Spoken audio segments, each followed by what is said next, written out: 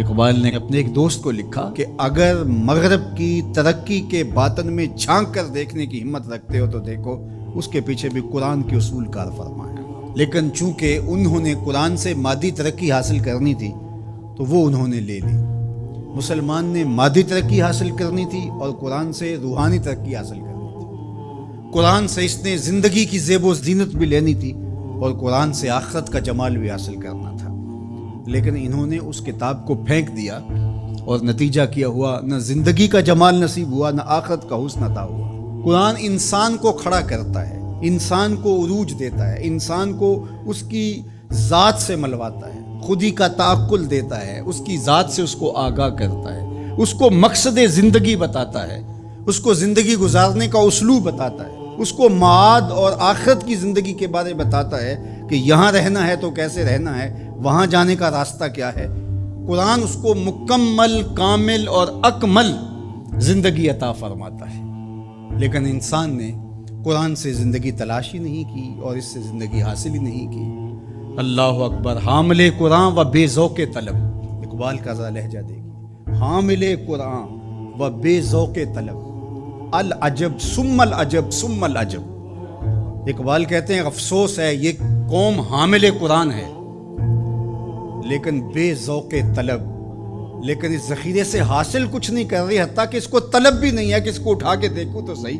یہ جو خزانہ پڑا اس میں میرے لیے کیا ہے۔ کہا عجیب بات ہے، بھوکا بھی ہو، پیاس سے تڑپ بھی رہا ہو اور اس کے پاس میٹھا چشمہ بھی بہ رہا ہو، لیکن وہ ادھر رخ نہ کرے اور گندے نالے پر بیٹھ کر چلو بھر بھر کے پی رہا ہو، تو اب یہ بیمار ہوتا ہے اور ڈاکٹر سے کہتا ہے میں بیمار کیسے ہو گیا۔ اقبال کہتا ہے افسوس یہ ہے چشمہ شیریں قرآن کی شکل میں موجود ہے لیکن یہ پتہ نہیں زندگی کا جمال کہاں ڈھونڈ رہا ہے، تو یہ اس کا ذوق طلب نہ ہونے کی وجہ سے ہے، اور ذوق طلب جس کا ہوگا وہ ضرور اس سے کچھ حاصل کر لے گا اور اپنی ضرورت کے مطابق حاصل کر لے گا، اور اس نے بھی تو اپنی ضرورت کے مطابق جو حاصل کرنا چاہا وہ کر ہی لیا، جو اس کی طلب تھی قرآن سے اس نے وہ لے ہی لی۔ لیکن اگر قرآن سے زندگی کا اسلوب سیکھنا چاہتا تو اقبال کہتے ہیں کہ وہ زندگی کا اسلوب اور زندگی کا جمال اور زندگی کا حسن انسان کو دیتا ہے۔ قرآن یقین کا نور دیتا ہے، اور ہمارا بہت بڑا مرض ذوف الاعتقادی ہے۔ ذوف الاعتقادی قوموں کو کبھی بھی نہیں اٹھنے دیتی، اور دوسرا ان کے نظریات کے اندر یکسوئی پیدا نہیں ہو سکتی، چونکہ وہ جن لوگوں کے زیر اثر ہوں گے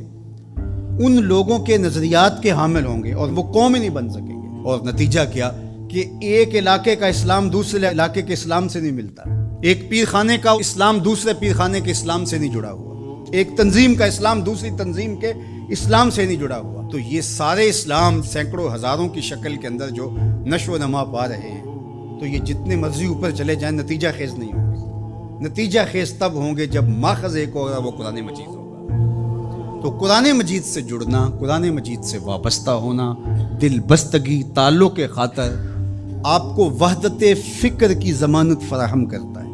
اور وحدت فکر وحدت امت کا ذریعہ بنتا ہے، اور وحدت امت ہی پھر غلبہ امت کی ضمانت بنتا ہے۔